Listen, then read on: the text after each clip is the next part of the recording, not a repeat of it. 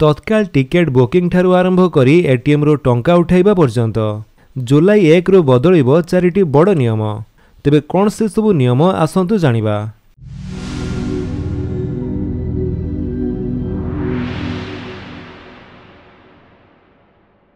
जुलाई 2025 आरंभ हेबा सहित अनेक बड़ नियम परिवर्तन हेबाकु जाउछि, जहा साधारण लोकंक पॉकेट एवं दैनंदिन जीवन उपरे सीधासलख प्रभाव पकाइबो। एथिरे रेल टिकेट बुकिंग ठारू आरंभ करी बैंक सेवा पर्यंत अनेक गुरुत्वपूर्ण परिवर्तन मध्य रहिछि। आसंतु जानिबा जुलाई 1 रु केउ नियम परिवर्तन हेउछि। ट्रेन टिकेट हेबो महंगा। भारतीय रेलबाई 1 जुलाई रु टिकेट भड़ा वृद्धि करिपारे। नॉन एसी कोच पाई प्रति किलोमीटर रे 1 पैसा एवं एसी कोच पाई प्रति किलोमीटर रे 2 पैसा वृद्धि पाइपारे। छोट यात्रा रे एही वृद्धि सामान्य होई पारे, किंतु दीर्घ दूरता यात्री माने प्रभावित होई पारंती। से भली तत्काल टिकेट बुकिंग रे कड़ा नियम। टिकेट दलाल मानको दमन करिबा एवं स्वच्छता वृद्धि करिबा पाई आईआरसीटीसी तत्काल टिकेट बुकिंग प्रक्रिया सुरक्षित करिछि। 1 जुलाई रु केवल आधार जांच होइतिबा यूजर माने तत्काल टिकेट बुक करि परिबे। 15 जुलाई रु टिकेट बुकिंग समय रे ओटीपी आधारित आधार जांच बाध्यतामूलक। बुकिंग आरंभ हेबा मात्रे 30 मिनिट परे एजेंट मानको तत्काल टिकेट बुक करिबाकू अनुमति दियाजिबो। यह साधारण यात्री मानको टिकेट पाइबार अधिक सुযোଗ देबो। सेहिपरि एलपीजी एवं जेट इंधन मूल्य रे संभाव्य परिवर्तन। प्रति मासर प्रथम दिन रे तैल कंपनी गुड़िक एलपीजी रंधन गैस एवं विमान इंधनर मूल्य समीक्षा करती।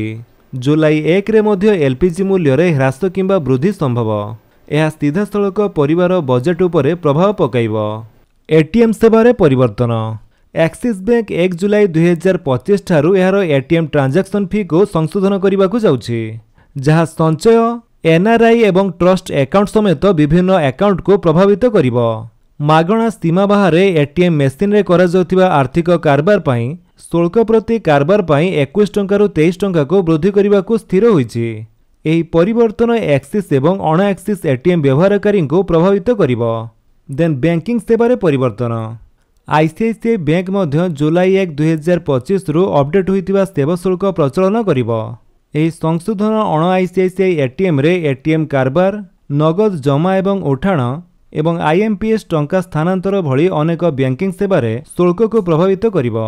एही परिवर्तन गुड़िक मेट्रो एवं अण मेट्रो अंचलर ग्राहक माननको प्रभावित करिबो।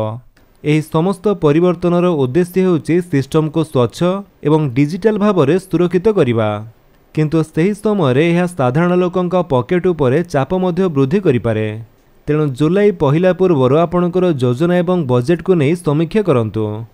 तो फ्रेंड्स ये थिला आपनक पई किछि अपडेट। जदि आपनक अपडेट टी भल लागिस तले आपन वीडियो को लाइक कर दियंतु, आपनक सांगनक भितर शेयर करी जणांतु। आ जदि आपन म चैनल नुआ चैनल को सब्सक्राइब करी बेल आइकन दबाई ऑल नोटिफिकेशन कर दियंतु, ताकि जेतेବେଳେ वीडियो अपलोड करिवे आपन देखि परिबे। Thank you for watching.